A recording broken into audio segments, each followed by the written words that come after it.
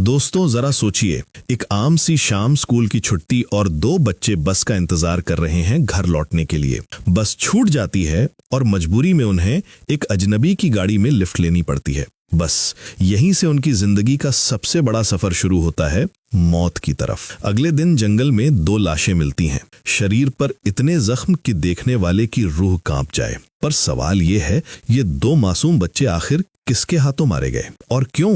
क्या ये सिर्फ एक कत्ल है या इसके पीछे छुपा है कोई ऐसा सच जो आपकी नींद उड़ा देगा? जानने के लिए चलिए शुरू करते हैं राख सीरीज की पूरी कहानी।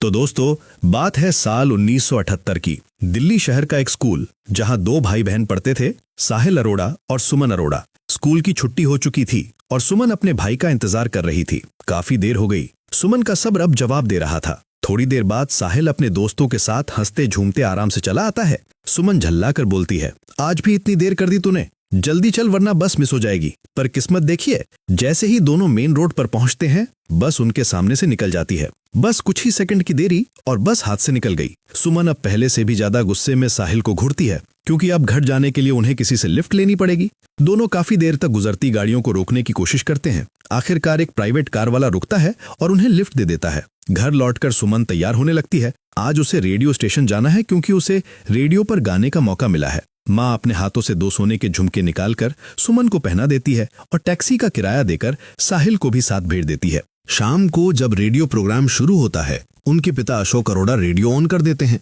बड़े फक्र से रिश्तेदारों को फोन करके बताते हैं कि उनकी बेटी आज रेडियो पर गाना गाएगी। पर पूरा प्रोग्राम खत्म हो जाता है और सुमन का गाना सुनाई ही नहीं देता। माँ बाप परेशान हो जाते हैं। अशोक खुद पता करने रेडियो स्टेशन पहुंच जाते हैं और वहां जाकर उन्हें जो पता चलता है, उससे उनके पैरों तले जमीन खिसक जाती है। सुमन और साहिल दोनों में से कोई भी रेडियो स्टेशन पहुंचा ही नहीं था। अशोक के दिल की धड़कनें तेज हो जाती हैं। वो फौरन अपनी पत्नी मोना को फोन करते हैं। बच्चे घर लौटे क्या? मोना कहती है, मैं तो इंतजार कर रही थी कि आप उन्हें लेकर आओगे। अशोक सच्चाई बता देते हैं, बच्चे रेडियो स्टेशन पहुंचे ही नहीं। वो कहते हैं, मैं आसपास देखता हूँ, तब तक तुम रिश्तेदारों और बच्चों के दोस्तों को फोन करके पता करो। मोना एक एक करके सबको फोन करती है, पर बच्चे किसी के घर नहीं गए। इधर थाने में काम ना होने की वजह से एसआई जयप्रकाश और एएसआई जावेद आराम से गप्पे मार रहे थे। तभी जयप्रकाश के पिता उनके लिए खाना लेकर आते हैं, पर खाना खाने का मौका उन्हें नसीब नहीं होता, क्योंकि ऊपर से अफसर का फोन आ जाता है,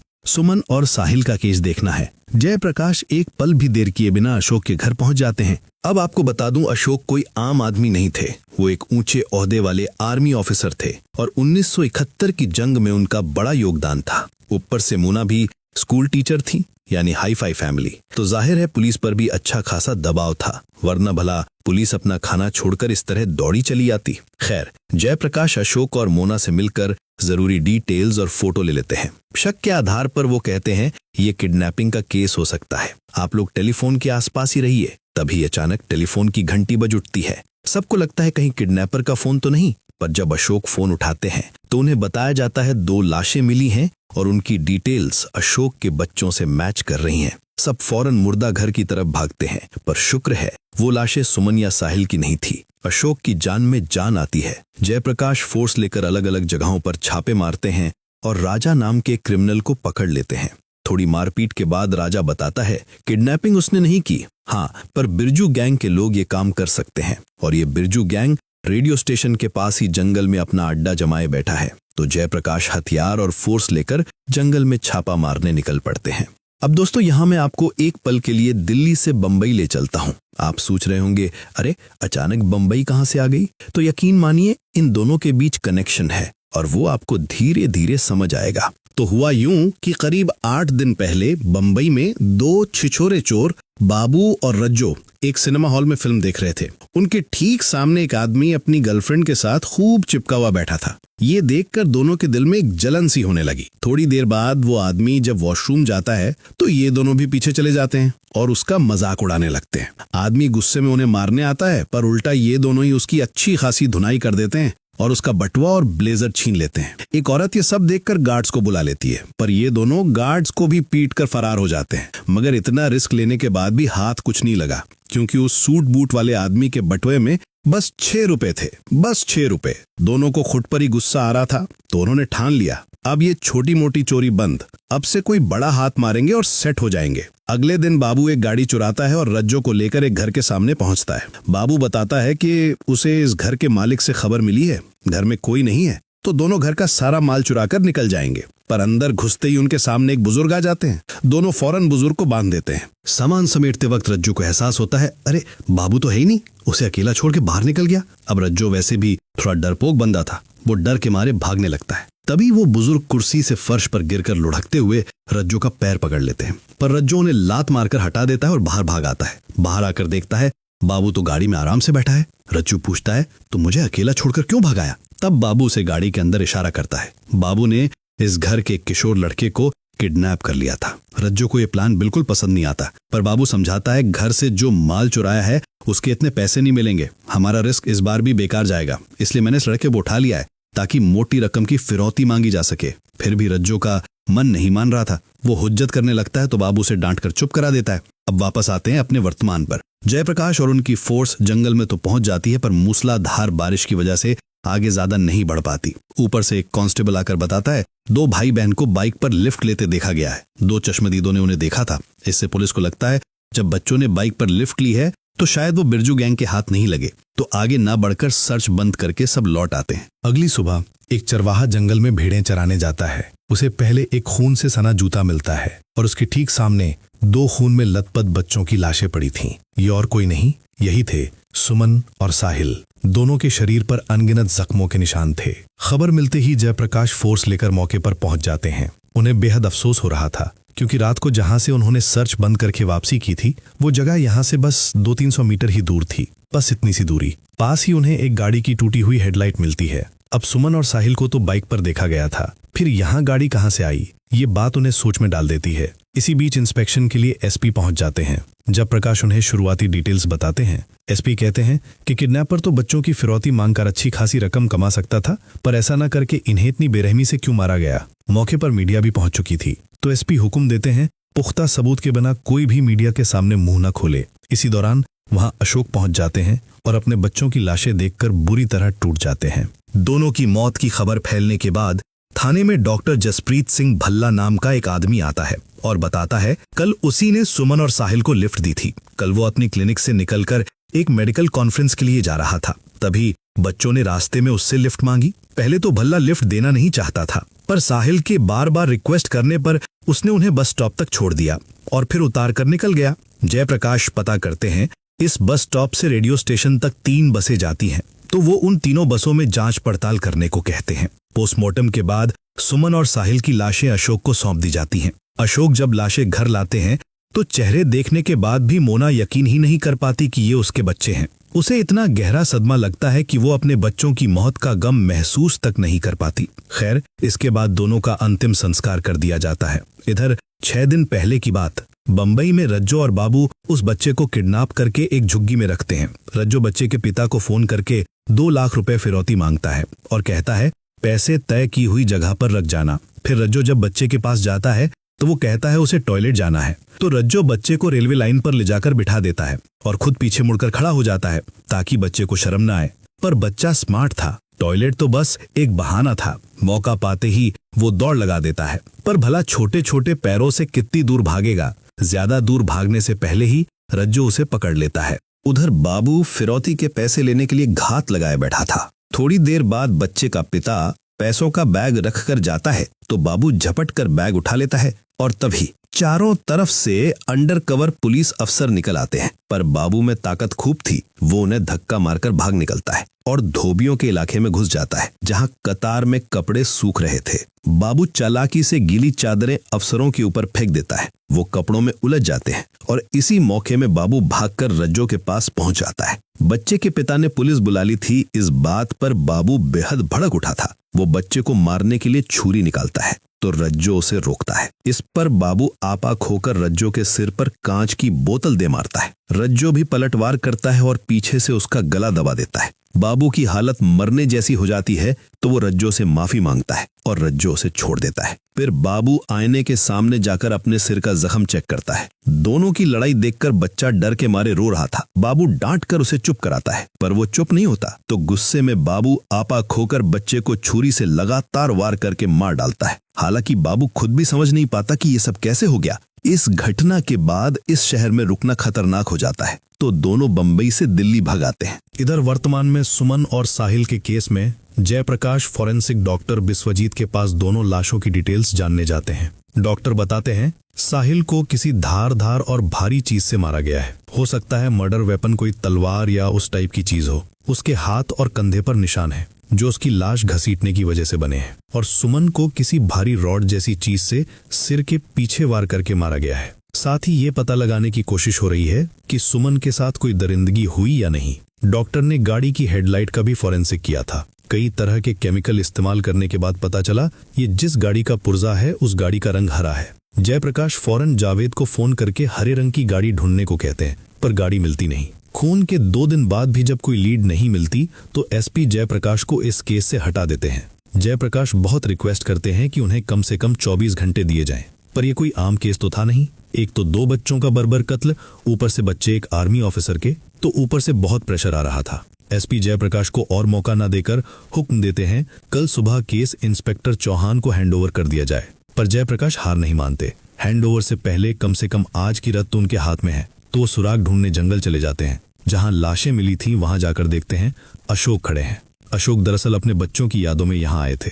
वो अपने पत्थर जैसे सीने में दबे दर्द को जयप्रकाश के साथ बांटते हैं। जयप्रकाश वहां से जीप लेकर लौट रहे थे, तभी अचानक सामने से एक जानवर दौड़ जाता है। वो जोर से ब्रेक मारकर गाड़ी रोक देते हैं। फिर बाहर आकर लाइट मारते हैं तो कुछ चमक उठता है। वो जंगल की तरफ बढ़कर देखते हैं हरे रंग की एक गाड़ी पड़ी है। यही वो गाड़ी थी जिसमें सुमन और साहिल को जंगल लाया गया था। तो गाड़ी को फोरेंसिक विभाग में लाया जाता है। गाड़ी में 4 लोगों के फिंगरप्रिंट्स मिलते हैं, 2 सुमन और साहिल के और बाकी 2 अनजान। पर एक फिंगरप्रिंट करीब करीब मिटकर धुंधला हो चुका था। जांच में पता चलता है कि गाड़ी चुराई हुई थी। गाड़ी के अंदर से एक तलवार भी मिलती है और यह तलवार भारत की आजादी से भी पुरानी थी। तलवार पर एक नाम लिखा था, मोहनलाल सोढ़ी चूरनवाला। अब तक इस केस में यही नाम उनके लिए सबसे बड़ी लीड था। रातों रात केस की सूरत बदल जाने पर एसपी जयप्रकाश उसे इस केस में दोबारा बहाल कर देते हैं, पर एक शर्त के साथ 48 घंटों के अंदर ये केस क्लोज करना होगा। इधर रज्जो और बाबू 4 दिन पहले दिल्ली पहुंचते हैं। पैसों की तंगी में वो एक आश्रम में खाना खाते हैं। रज्जो अभी भी बाबू पर गुस्सा था, इसलिए बाबू बार बार माफी मांग रहा था। एक मोड़ पर वो इमोशनल होकर बताता है वो बचपन से ही बदमिजाज था। उसके पिता कम उम्र में मर गए थे। उसका इकलौता भाई भी रसोई में आग लगने से जल मरा था। भाई को बचाने के चक्कर में बाबू का अपना हाथ भी जल गया था। वो रज्जो को अपना जला हुआ हाथ दिखाकर रोने लगता है। बाबू को पछताते देख रज्जो उसे माफ कर देता है। फिर रज्जो बताता है उसका एक दोस्त यहाँ एक 5 स्टार होटल में गाना गाता है, उसके पास उन्हें शेल्टर मिल जाएगा। तो दोनों 5 स्टार होटल जाकर देखते हैं ये बस नाम का ही 5 स्टार है। अंदर सस्ते लेवल पर खूब रंग तमाशा चल रहा था। रज्जो का दोस्त प्यारे एक साथ दोहरी आवाज में गाना गा सकता था। उसने शरीर के एक तरफ मर्द का गेटअप किया था और दूसरी तरफ औरत का। इसी तरह वो आवाज बदल बदल कर 2 सुरों में गाना गाता था और दर्शक भी खूब लुत्फ ले रहे थे। दर्शकों में बल्लू नाम का एक आदमी था जो बार बार प्यारे की तरफ दौड़ा चला जा रहा था। दरअसल बल्लू को बस लड़के ही पसंद थे। बाबू भी रज्जो के दोस्त को लेकर खूब हंसी मजाक करता है। तो प्रोग्राम खत्म होने पर रज्जो प्यारे को साइड में ले जाकर अपनी मुश्किल बताता है। प्यारे उन्हें बाइक पर बिठाता है, तभी बल्लू दौड़कर उसके पास आता है और नखरे शुरू कर देता है, पर बाबू बल्लू को धक्का देकर गिरा देता है। इससे प्यारे बाबू पर खुश हो जाता है। फिर प्यारे उन्हें अपने किराए के घर ले आता है। ड्रिंक्स के दौरान बातों बातों में प्यारे बताता है बल्लू उसे बहुत परेशान करता है। वो बल्लू को अमीर बाप का बिगड़ा हुआ बेटा कहकर गालियां देता है। अमीर बाप का बिगड़ा बेटा, ये शब्द सुनते ही बाबू चौंक उठता है और पूछता है क्या बल्लू बहुत बड़ा आदमी है। प्यारे बताता है बल्लू के बाप मोहनलाल चूरनवाला ने अंग्रेजों के जमाने में दवाई बेचकर बहुत पैसा कमाया था। उनका तो महल भी था। ये सब सुनकर बाबू और रज्जो अंदाजा लगाते हैं बल्लू के पास भी जरूर बहुत पैसा होगा, और चूंकि बल्लू शराबी है तो उसके घर में चोरी करना बहुत आसान होगा। इसलिए वो प्यारे को लेकर बल्लू के घर पहुंचाते हैं। बल्लू दरवाजा खोलकर प्यारे को देखते ही खुश हो जाता है। तभी बाकी दोनों भी अंदर घुस आते हैं। दोनों मिलकर बल्लू से हाथापाई शुरू कर देते हैं और उसकी जमकर पिटाई करते हैं। ये सब देखकर प्यारे भाग जाता है। फिर दोनों घर में चोरी के लायक कुछ ढूंढने लगते हैं, पर कुछ खास नहीं मिलता। रज्जो मन ही मन प्यारे को कोसने लगता है। तभी बाबू की नजर मोहनलाल सोढ़ी चूरनवाला की तलवारों पर पड़ती है, तो बाकी छोटे मोटे सामान के साथ वो उन्हें भी चुरा लेता है और बाहर निकलते ही उन्हें एक हरी गाड़ी दिखाई देती है तो वो गाड़ी भी चुरा लेते हैं। इधर वर्तमान में काफी खोजबीन के बाद जयप्रकाश को फोन पर बताया जाता है पुलिस ने चूरनवाला का पता लगा लिया है। तो जयप्रकाश फौरन निकल पड़ते हैं। चांदनी चौक मार्केट आकर जयप्रकाश एक दुकान पर पूछते हैं चूरनवाला की दुकान कौन सी है। तो वो दुकानदार थोड़ा चिढ़ जाता है। दरअसल हर्बल दवाई के बाजार में ये दोनों प्रतिद्वंदी थे। वो आदमी और दुकान के अंदर से उसकी माँ बताते हैं मोहनलाल सोडी चूरनवाला तो बहुत पहले ही मर चुका है। अंग्रेजों के जमाने में साहबों को दवाई बेचकर उसने बहुत पैसा कमाया था। फिलहाल उसका बेटा बल्लू जिंदा है पर लड़का गे है। मोहल्ले के हर लड़के पर उसकी नजर रहती है। खास तौर पर धनीराम नाम के एक लड़के के पीछे वो हमेशा पड़ा रहता है। जयप्रकाश पूछते हैं बल्लू कहाँ मिलेगा। दुकानदार बताता है कई दिनों से बल्लू दिखाई नहीं दे रहा, कहीं उसका कोई सुराग नहीं मिल रहा। तभी फॉरेंसिक डॉक्टर बिस्वजीत जयप्रकाश को बुलाते हैं तो वो वहां पहुंच जाते हैं। डॉक्टर उन्हें गाड़ी के पास ले जाकर दिखाते हैं। गाड़ी के पीछे के शीशे पर खून और फाइबर के निशान है। डॉक्टर बताते हैं बच्चे गाड़ी की पिछली सीट पर बैठे थे। आगे की सीट से कई बार उन पर वार किया गया है। पर इंटरेस्टिंग बात यह है उनके खून के अलावा गाड़ी में कातिल का खून भी मिला है। मुमकिन है सुमन या साहिल ने कातिलों में से किसी को घायल किया हो। गाड़ी में जितने खून के निशान हैं उससे डॉक्टर अंदाजा लगाते हैं कि कातिल भी अच्छा खासा जख्मी हुआ है और जब जख्मी हुआ है तो हो सकता है वो किसी अस्पताल भी गया हो इलाज के लिए। इसलिए डॉक्टर अस्पतालों में पता करने को कहते हैं। अस्पताल में जांच करने पर एक डॉक्टर से पता चलता है कुछ दिन पहले 2 लोग इलाज के लिए आए थे।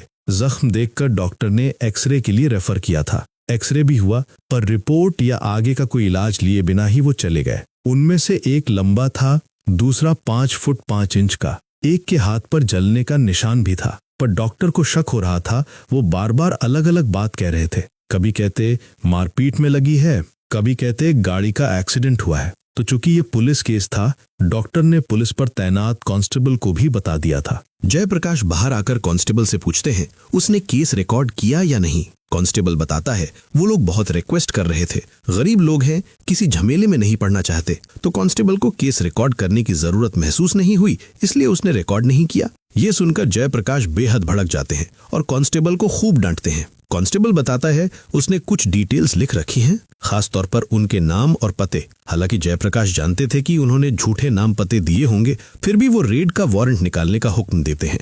फिर पते पर जाकर देखते हैं पूरा घर खाली है। पर जयप्रकाश को वहां एक तलवार मिलती है जिस पर मोहनलाल सोढ़ी चूरनवाला का नाम लिखा था। वो समझ जाते हैं कातिल किसी वक्त यहीं थे या यहीं से बाकी तलवारें चुराई थीं। इधर रिपोर्टर निसार अपनी पर्सनल इन्वेस्टिगेशन करके एक दूध वाले को ढूंढ निकालती है जिसने उस दिन गाड़ी के अंदर बच्चों पर हमला होते देखा था। उस दिन बहुत बारिश हो रही थी, सड़क भी सुनसान थी। दोनों बच्चे गाड़ी के अंदर से हाउमाऊ करके रो रो कर मदद मांग रहे थे। दूध वाला अकेला आदमी साइकिल पर भला कितनी मदद कर पाता। फिर भी वो मदद के लिए आगे बढ़ता है। तभी वो लोग गाड़ी दूध वाले के पैर के ऊपर चढ़ा देते हैं। इससे दूध वाले का पैर टूट जाता है और वो लोग गाड़ी लेकर निकल जाते हैं। पर दूध वाला यही नहीं रुका। वो किसी तरह घर लौटकर अपने भाई के जरिए थाने में सूचना भिजवाता है। खुद भी 4 बार हेल्पलाइन पर फोन किया था पर कोई जवाब नहीं मिला। निसार उसकी जिम्मेदारी देखकर उसका शुक्रिया अदा करती है। इधर जयप्रकाश घर के मालिक से पूछताछ करते हैं। अस्पताल में कांस्टेबल को कातिलों ने मोहन कुमार और प्यारे कुमार नाम दिए थे। घर का मालिक बताता है प्यारे कुमार और मोहन कुमार एक ही आदमी है। उसने वो घर प्यारे को किराए पर दिया था। जयप्रकाश अस्पताल गए, दोनों कातिलों के स्केच बनवा कर लाए थे। स्केच दिखाने पर मकान मालिक बताता है इनमें प्यारे नहीं है। तो जयप्रकाश प्यारे का एक स्केच बनवा लेते हैं पर मकान मालिक बल्लू को नहीं पहचानता था। जयप्रकाश को प्यारे के बारे में एक और जानकारी मिलती है। वो घर के पास किसी बार में काम करता था। फिर पुलिस धनीराम को ढूंढ निकालती है। जयप्रकाश धनीराम के घर जाकर बल्लू के बारे में पूछते हैं तो वो थोड़ा शर्मिंदा सा हो जाता है। तो पुलिस धनीराम को साथ लेकर बल्लू के घर जाती है। चूंकि बाबू और रज्जो ने बल्लू के घर लूट मचाई थी इसलिए पूरा घर तहस नहस पड़ा था। उन्हें एक बदबू भी आ रही थी। बदबू सूंघते सूंघते वो बल्लू की लाश ढूंढ निकालते हैं। चूंकि बल्लू का कोई अपना तो था ही नहीं, समाज की नजर में वो अनएक्सेप्टेबल था, तो किसी ने उसकी खोज खबर तक नहीं ली। धनीराम बताता है बल्लू से उसकी आखिरी मुलाकात 10-12 दिन पहले हुई थी। वैसे भी वो महीने में बस 1-2 बार ही मिलते थे। साथ ही वो एक बार रेस्टोरेंट का पता देता है जहां बल्लू ड्रिंक करने जाता था। इसी बीच जयप्रकाश को खबर मिलती है उनके एक दूसरे ग्रुप ने प्यारे का बार ढूंढ निकाला है। तो जयप्रकाश इस बार 5 स्टार बार जाते हैं। वहां मैनेजर प्यारे का स्केच देखते ही उसे पहचान लेता है और बताता है यहाँ प्यारे गाना गाता था। कुछ दिन पहले प्यारे के 2 दोस्त उसे ले गए थे। तब जयप्रकाश हॉस्पिटल वाले कांस्टेबल के बनवाए दोनों स्केच दिखाते हैं तो बार मैनेजर कहता है ये दोनों प्यारे के दोस्त हैं, यानी ये दोनों रज्जो और बाबू थे। खैर, इधर अशोक ने एक प्राइवेट इन्वेस्टिगेटर को हायर किया था ताकि वो सुमन और साहिल की फोरेंसिक रिपोर्ट उन्हें लाकर दे। रिपोर्ट देखकर अशोक बुरी तरह टूट जाते हैं, क्योंकि रिपोर्ट में लिखा था सुमन के साथ रेप किया गया था, वहां वीरे के निशान भी मिले थे। दूसरी तरफ जयप्रकाश को पता चलता है प्यारे इस वक्त एक हवालात में बंद है। वो उस थाने पहुंच जाते हैं। प्यारे को 3 दिन पहले रिज एरिया से गिरफ्तार किया गया था। प्यारे बताता है बल्लू का कत्ल रज्जो और बाबू ने किया था। कत्ल के वक्त वो भाग आया था, तो 3 दिन पहले दोनों बदला लेने के लिए प्यारे को पकड़कर एक वीरान जगह ले गए। वहां बाबू रज्जो को कई तरह से उकसा रहा था ताकि रज्जो प्यारे का कत्ल कर दे, पर तभी पास से एक जोड़े की हंसी ठिठोली की आवाज आती है। वो दोनों वहां प्यार करने आए थे। तभी थोड़ी दूर के रास्ते से एक आइसक्रीम वाला गुजरता है तो लड़की लड़के से आइसक्रीम लाने को कहती है। लड़का आइसक्रीम लाने जाता ही है कि बाबू लड़की का मुंह दबाकर उसे अपने पास ले आता है। बाबू कहता है प्यारे के लिए हमने बल्लू का कत्ल किया है, तो उस कत्ल के बदले में प्यारे भी एक का कत्ल करेगा। ये कहकर बाबू प्यारे पर दबाव डालता है कि वो तलवार से लड़की को मार डाले, पर प्यारे में किसी को मारने की हिम्मत नहीं थी। वो डर के मारे थर थर कांपने लगता है। अब तक के सारे कत्ल अकेले बाबू ने ही किए थे, रज्जो ने एक भी कत्ल नहीं किया था। तो अब रज्जो भी खुद को साबित करने के लिए लड़की को मारना चाहता है, पर तब तक लड़के को पता चल चुका था कि उसकी प्रेमिका के साथ कुछ गलत हुआ है, तो वो रास्ते से कांस्टेबल को बुला लाया था। उनके आ जाने पर रज्जो और बाबू लड़की को छोड़कर हरी गाड़ी में भाग निकलते हैं, पर प्यारे को भागने का मौका नहीं मिलता तो उसे गिरफ्तार कर लिया जाता है। प्यारे स्केच में दिखा देता है कौन सा बाबू है और कौन सा रज्जो। उससे सुमन और साहिल के बारे में पूछा जाता है तो वो उनके बारे में कुछ नहीं बता पाता, और इस वक्त बाबू और रज्जो कहाँ हो सकते हैं इसका भी उसे कोई अंदाजा नहीं था। पर वो बताता है सोनीपत में रज्जो की एक बहन है, शायद वो वहां जा सकते हैं। तो जयप्रकाश इस बार फोर्स लेकर सोनीपत के लिए निकल पड़ते हैं। वो ठीक ढूंढते ढूंढते रज्जो की बहन के घर पहुंच जाते हैं। रज्जो की बहन, बहनोई और भांजी बताते हैं पिछले 2 दिन रज्जो यहीं था, पर रज्जो सुबह सुबह किसी को कुछ बताए बिना चला गया। जब जयप्रकाश बताते हैं कि रज्जो मर्डर केस में आरोपी है, तो रज्जो की बहन इस पर यकीन ही नहीं कर पाती, क्योंकि रज्जो इतना मासूम था कि तिलचट्टा देखकर भी डर जाता था, तो भला वो किसी का कत्ल कैसे करेगा। घर में रज्जो की भांजी बहुत ज्यादा घबराई हुई थी, तो जयप्रकाश यहाँ ज्यादा झमेला न करके निकल जाते हैं। 3 दिन पहले बाबू बेहद जख्मी हालत में गाड़ी चला रहा था। रज्जो भी जख्मी हालत में बगल की सीट पर बैठा था। बाबू जब और गाड़ी नहीं चला पाता तो जंगल के अंदर उतार देता है, यानी वही जगह जहां जयप्रकाश को गाड़ी मिली थी।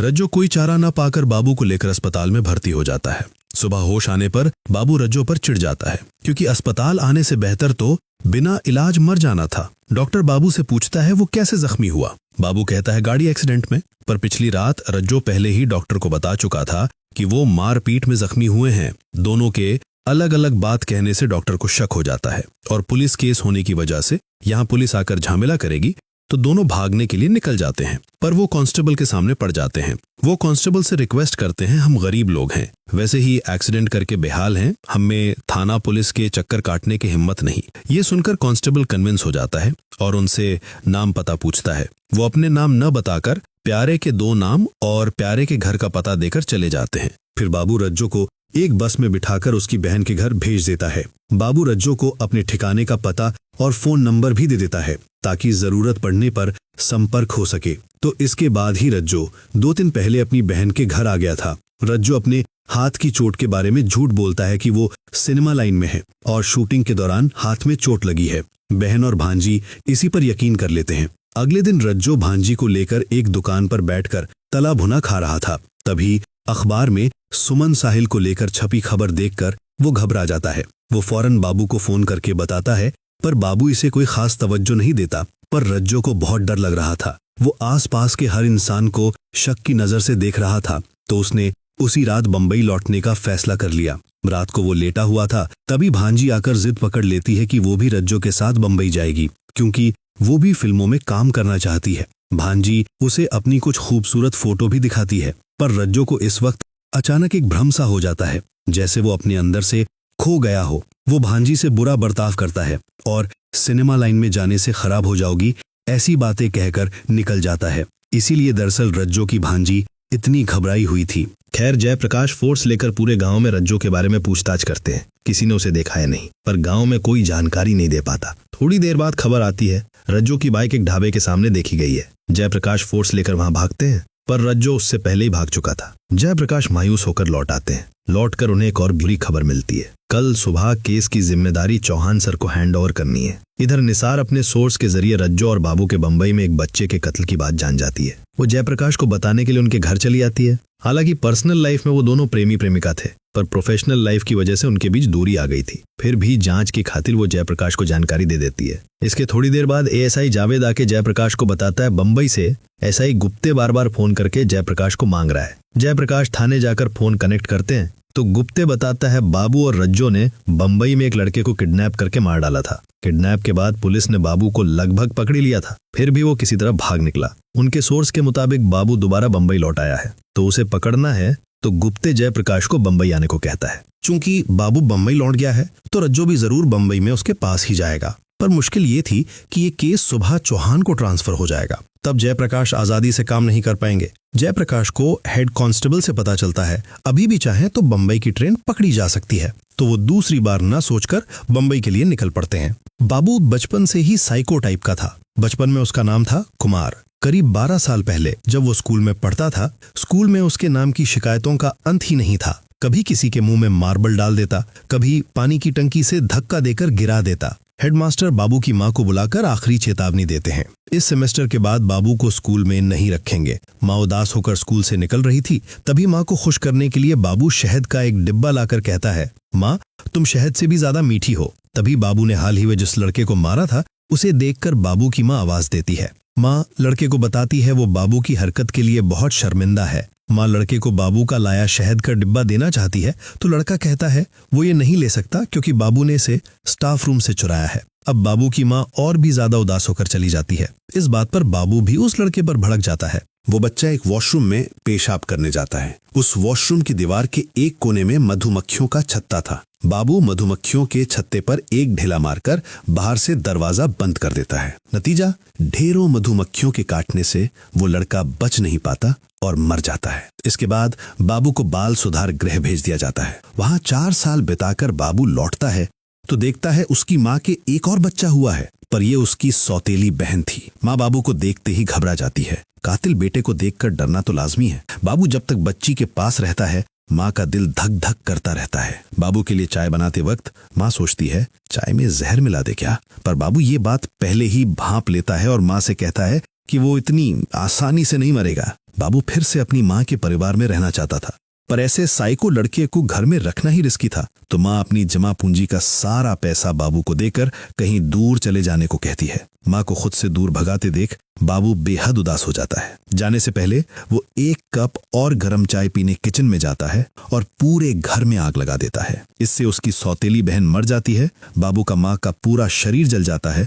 बाबू का अपना हाथ भी झुलस जाता है। तो बाबू इतना खतरनाक था कि उसने अपनी माँ तक को नहीं छोड़ा। खैर, जयप्रकाश बंबई आकर पहले उस जगह जाते हैं जहां किडनैप किए बच्चे को मारा गया था। उन्हें यह भी पता चलता है बंबई लौटने के बाद बाबू ने एक जोड़े पर हमला किया था। जयप्रकाश उस जोड़े से मिलने जाते हैं। पति को मार पड़ी थी तो उसकी आंखों चेहरे पर अब भी नील पड़े थे। उसकी पत्नी की हालत और भी खराब थी। 2 दिन पहले रात को पति पत्नी ने एक टैक्सी रोकी थी। ये टैक्सी बाबू चला रहा था। वो बिना समझे बाबू के जाल में फंस गए। सुनसान खाली जगह पर ले जाकर बाबू ने पहले आदमी के कपड़े उतारकर उसकी जमकर पिटाई की, फिर आदमी की पत्नी के कपड़े फाड़कर उसके साथ बदसलूकी की और फिर उनका एक प्यारा सा कुत्ते का पिल्ला लेकर चला गया। सब सुनने के बाद जयप्रकाश उन्हें यथासंभव सांत्वना देकर निकल जाते हैं। इसके बाद जयप्रकाश को बाबू की माँ के बारे में पता चलता है, जो अब भी एक अस्पताल में भर्ती है। तो वो बाबू की माँ के पास जाते हैं। बाबू की माँ की हालत देखकर उन्हें बहुत बुरा लगता है।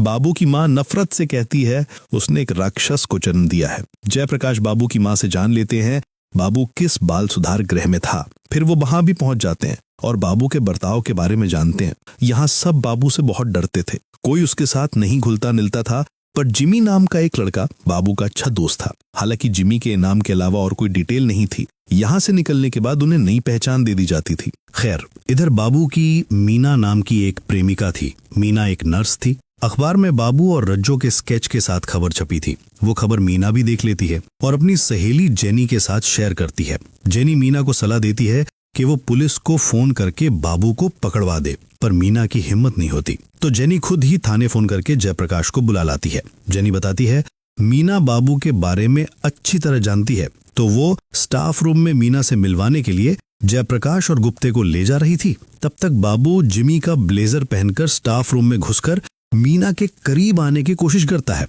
पर मीना आज बेहद डरी हुई थी। वो अखबार छुपाने की कोशिश करती है, पर बाबू वो देख लेता है। मीना बाबू के मुंह पर गर्म कॉफी फेंककर भागने की कोशिश करती है तो बाबू भड़क जाता है और मीना को फर्श पर पटक देता है।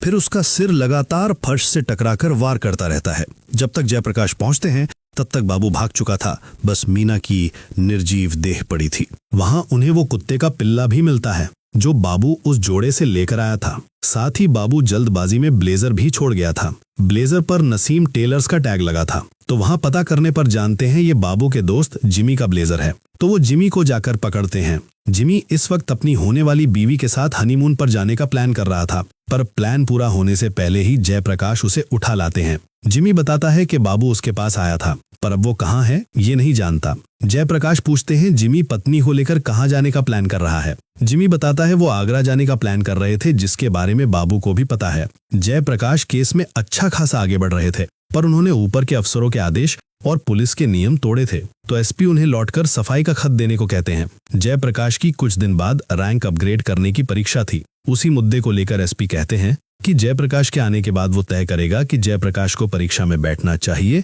या सस्पेंड होना चाहिए। तो जयप्रकाश दिल्ली लौटने को तैयार तो होते हैं, पर आखिरी पल में अपना इरादा बदलकर आगरा की तरफ निकल पड़ते हैं। इधर बाबू अपना सिर मुंडवाकर और दाढ़ी का कट बदलकर भेस बदलने की कोशिश करता है। फिर वो भी आगरा आ जाता है। स्टेशन पर पहले से ही रज्जो उसका इंतजार कर रहा था, पर भेस बदलने के बावजूद स्टेशन पर एक हवलदार उन्हें पहचान लेता है और पीछा करता है, पर वो बाइक लेकर वहां से भाग जाते हैं। जयप्रकाश आगरा थाने पहुंचते हैं तो हवलदार उन्हें बताता है वो एक काली बाइक पर भागे थे और बाबू ने अपनी फेस कटिंग बदल ली है। जयप्रकाश उन दोनों के स्केच पूरे शहर में फैलाने को कहते हैं, साथ ही रेडियो और दूसरे माध्यमों से सबको सतर्क करने को कहते हैं। इधर रज्जो बाबू को लेकर एक घर में आता है। रज्जो ने पिछली रात इस घर पर हमला करके घर वालों को बांध रखा था ताकि वो यहाँ रुक सके। एक आदमी झमेला करता है तो दोनों उसे मारकर बेहोश कर देते हैं। घर की बुजुर्ग औरत से वो खाना बनवाकर पेट भरकर खाते हैं, पर थोड़ी देर बाद दो लोग आकर दरवाजा खटखटाते हैं तो वो टेंशन में आ जाते हैं, पर धमकाकर वो बुजुर्ग औरत को दरवाजा खोलने भेजते हैं। दोनों लड़के बुजुर्ग औरत को शहर में रज्जो और बाबू के आने की चेतावनी देकर सावधान रहने को कहते हैं। वो घर के सामने बाइक देकर पूछते हैं ये किसकी है। बुजुर्ग औरत कहती है उसके घर मेहमान आए हैं, इसलिए वो बिना शक किए चले जाते हैं। रज्जो बाबू को इस घर से लूटा सामान दिखाता है। उसमें एक देसी पिस्तौल भी थी। पिस्तौल साथ हो तो वो और पावरफुल हो जाएंगे, तो वो इस पिस्तौल की गोली खरीदने निकलते हैं। वो एक आदमी से गोली खरीद भी लेते हैं, पर ये जानकारी थाने तक पहुंच जाती है। इधर जयप्रकाश ने ये सच छुपाया था कि वो सस्पेंड हो चुके हैं, तो लोकल थाने के एसआई के साथ उनकी एक तरह से अनबन हो जाती है। जयप्रकाश की वजह से लोकल एसआई के भी सस्पेंड होने जैसी हालत हो गई थी, तो वो कोई मदद नहीं करना चाहता था, पर जयप्रकाश की बातों से वो आखिरकार फोर्स देने को राजी हो जाता है। दूसरी तरफ बाबू और रज्जो ताजमहल के सामने बैठे गप्पे मार रहे थे। तब एक हवलदार उन्हें देखकर पीछा करता है और थाने में खबर कर देता है। रात को दोनों शहर लौटकर देखते हैं सब कैसा सुनसान है। दरअसल पुलिस ने पूरा इलाका घेर रखा था, फिर भी पुलिस को चकमा देकर वो बाइक लेकर भाग जाते हैं। जयप्रकाश भी जीप लेकर उनका पीछा करते हैं। एक मोड़ पर बाइक छोड़कर वो ट्रेन में चढ़ जाते हैं। जयप्रकाश भी उन्हें ढूंढ निकालते हैं। जयप्रकाश रज्जो को पकड़ लेते हैं तो उसे बचाने के लिए बाबू एक बच्चे के गले पर छुरी रख देता है, पर जयप्रकाश जरा भी नहीं घबराते, उल्टा रज्जो की ही पिटाई करते हैं। फिर चालाकी से दो अफसर मिलकर बाबू को भी पकड़ लेते हैं। बाबू भागने की पूरी कोशिश करके भी नाकाम रहता है। बाबू को हाथ में पाकर जयप्रकाश उसकी जमकर पिटाई करके मन की भड़ास निकालते हैं। फिर जयप्रकाश दिल्ली लौट आते हैं। अब सवाल रह जाता है सुमन और साहिल, इन दोनों भाई बहन के साथ असल में हुआ क्या था। तो वो बस स्टॉप पर खड़े लिफ्ट लेने की कोशिश कर रहे थे। एक हरी गाड़ी आते देख सुमन हाथ हिलाती है, पर गाड़ी ना रुककर निकल जाती है। फिर थोड़ी देर बाद गाड़ी लौट आती है और उन्हें लिफ्ट देना चाहती है। हालांकि गाड़ी में बैठे बाबू और रज्जो को देखकर सुमन को कुछ ठीक नहीं लग रहा था। फिर भी जल्दी रेडियो स्टेशन पहुंचने की हड़बड़ी में वो गाड़ी में बैठ जाते हैं, और यही उनकी जिंदगी की सबसे बड़ी गलती थी। बाबू का देखने का अंदाज कुछ ठीक नहीं लग रहा था, तो साहिल उन्हें सुनाकर कहता है ये कैंटनमेंट एरिया है और उसके पिता भी एक आर्मी ऑफिसर हैं। फिर भी बाबू डरता नहीं, उसकी बातें बदतमीजी की तरफ बढ़ती हैं। तो जब वो गाड़ी से उतरने के लिए जिद करने लगते हैं, बाबू डांट कर उन्हें चुप कराता है और जोर से गाड़ी दौड़ा देता है। कोई चारा ना पाकर, हाथ के पास कुछ चीज पाकर सुमन उससे बाबू को मारना शुरू कर देती है। साहिल भी बहन की देखा देखी हिम्मत पाकर रज्जो का गला दबाकर उसे घूंसे मारने लगता है। बाबू हाथ से झटका देकर सुमन को हटा देता है। बाबू रज्जो से तलवार निकालकर उन्हें मारने को कहता है। रज्जो तलवार निकालता है तो बहन को बचाने के लिए साहिल तलवार हाथ से पकड़ लेता है। तब रज्जो तलवार खींचता है तो साहिल का हाथ कट जाता है। भाई के हाथ में खून देखकर सुमन घबरा जाती है। वो अपना दुपट्टा फाड़कर हाथ बांध देती है। सुमन बहुत रिक्वेस्ट करती है कि उन्हें छोड़ दिया जाए, पर बाबू उसकी बात नहीं सुनता। रास्ते में एक दूध वाले को देखकर सुमन चिल्लाकर उससे मदद मांगती है। दूध वाला मदद के लिए आगे भी आता है, पर बाबू उसे कुचल कर निकल जाता है। तब बेबस होकर दोनों भाई बहन फिर से उन पर हमला करते हैं। सुमन तलवार छीनकर उन्हें मारने की कोशिश करती है, पर कोई खास नुकसान नहीं कर पाती। बाबू जंगल के अंदर गाड़ी रोकता है और सुमन के साथ जोर जबरदस्ती करता है। साहिल तब भी जिंदा था।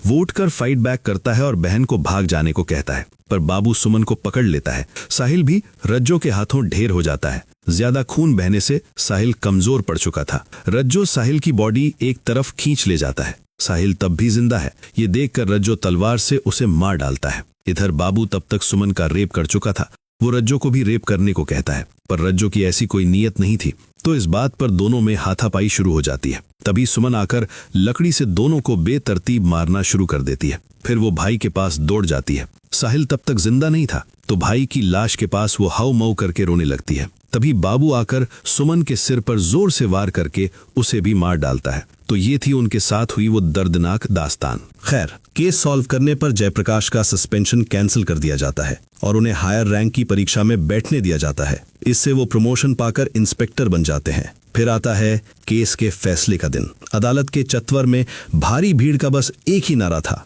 अपराधियों को फांसी दो। अदालत भी कानून को सर्वोच्च सम्मान देते हुए उन्हें फांसी की सजा सुनाती है। फैसले के वक्त अशोक और मोना अदालत कक्ष में ही बैठे थे। अपने बच्चों को इंसाफ मिलते देख उन्हें थोड़ी बहुत तसल्ली मिलती है, पर उनकी जिंदगी कुछ और भी हो सकती थी। उस दिन अगर सुमन साहिल उनकी गाड़ी में ना बैठते और कम से कम दौड़कर भी रेडियो स्टेशन चले जाते, तो शायद उन्हें किस्मत के इस बेरहम मजाक का शिकार ना होना पड़ता। इसलिए दोस्तों, खुद कभी किसी अजनबी की गाड़ी में लिफ्ट ना लें और बच्चों को भी ये बात जरूर सिखाएं। एक छोटी सी लापरवाही, एक छोटी सी गलती जिंदगी को तहस नहस कर देती है। तो अजनबी लोगों से सतर्क रहिए, परिवार का ख्याल रखिए और खुद भी सुरक्षित रहिए। शुक्रिया।